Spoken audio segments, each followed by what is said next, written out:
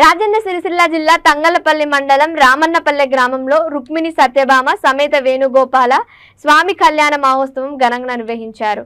ఈ కళ్యాణ మహోత్సవంలో భక్తులు అధిక సంఖ్యలో పాల్గొన్నారు। అలాగే శ్రీరామ ట్రాక్టర్స్ ఓనర్స్ అసోసియేషన్ ఆధ్వర్యంలో అన్నదాన కార్యక్రమం నిర్వహించారు।